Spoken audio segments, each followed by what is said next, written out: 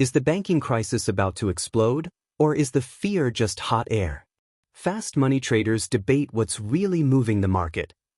As headlines swing from calm to chaos, why seasoned traders are split on fallout and contagion risk. Part of aggressive growth, but then some value. And I look at healthcare, and I look at a place where whatever healthcare proxy you're looking to invest, whether it's one of the ETFs or whether it's actually investing in a handful of the core names that have been really looking to base for a couple of years, I think there's an argument for both sides of the trade. Remember, where were we a week ago? What a difference a week makes. I mean, we went last Friday into a weekend where even as we got into late on Sunday at some point where futures were also indicating another, we were going to be looking at a combined kind of 2-day down 4 or 5% move. And suddenly we've now had the best week since August after having the worst week since August. So I think the White House has helped calm fears about a fresh, it's not fresh, is it? I guess it's China and where are we? And the rhetoric was very conciliatory or very comfortable that we're going to be in a place. The regional bank concerns, which I know were just discussed, I think are something that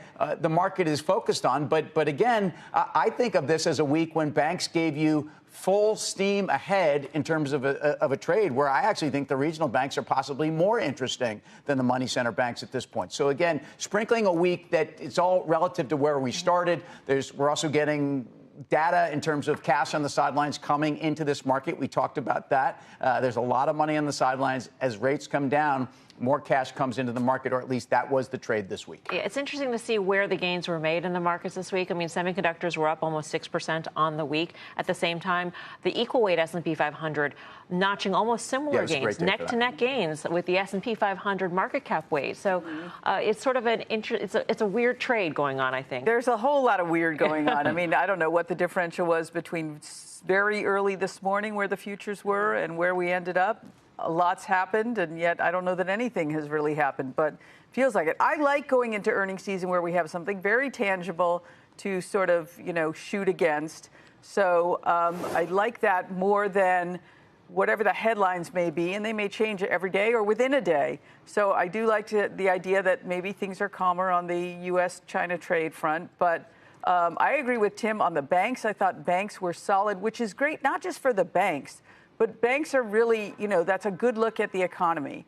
And so that seemed like the economy was in pretty good shape. So I like the banks and agree with the regional. I think that this is not the sort of systemic threat that the Silicon Valley Bank situation was in any way.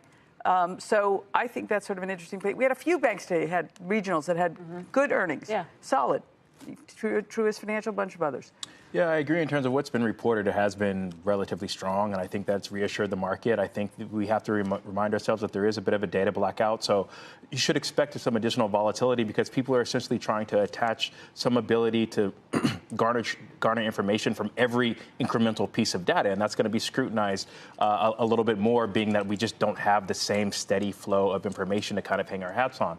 As far as the banking crisis is concerned, I agree. There's nothing yet to suggest that there is a contagion, but I can understand that investors remember 2023 and are likely looking for some indication that perhaps this is not just a self-contained situation. We have kind of spoken ad nauseum about how the proliferation of private credit and buy now, pay later, all these other things that are a little bit more difficult to monitor. So while I don't disagree with everybody else in terms of what we have had so far leads us to believe that there is expansion. We've seen equal weighted kind of perform well. So you are seeing that broadening of the market.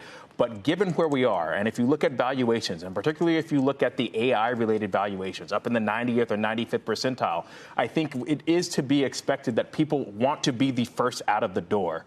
What is it, FIFO, if you will, as opposed to being kind of like held and forced to kind of hold that drawdown. And so while I do want to point to the market performance, I do think Bitcoin and gold, and then when you couple that in with the volatility that we have seen in the 10-year Treasury, it does kind of lead people to be a little bit more on edge. And given where we are with performance,